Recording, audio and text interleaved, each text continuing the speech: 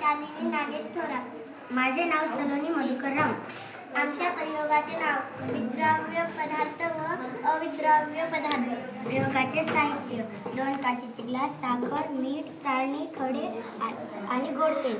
आपण ग्लासात सारखे पाणी भरू.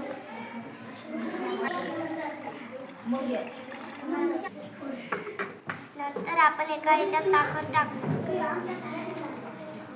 काय टाकायले ते सांगा.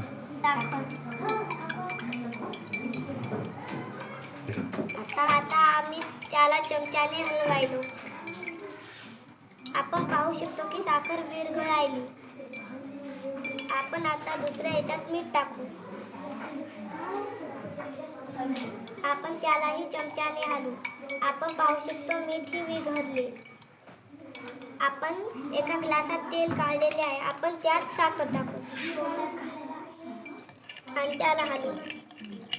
आपण पाहू की साखर विरघळण झाली. नंतर आपण तेल बाजूला काढून घेऊ.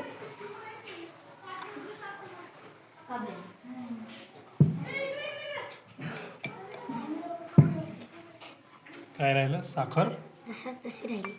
परत आपण एका ग्लासमध्ये खडे टाकू. आपण पाहू शकतो की खडे विरघळले नाही. खडे विरघळले. निष्कर्ष: साखर, मीठ व खडे तेलासाठी तेल आणि पाण्यासाठी अविद्राव्य पदार्थ आहे आणि मीठ आणि साखर हे पाण्यासाठी विद्राव्य आहे आणि तेलासाठी विद्राव्य नाही. साखर पाण्यात विद्राव्य आहे आणि तेलात अविद्राव्य आहे.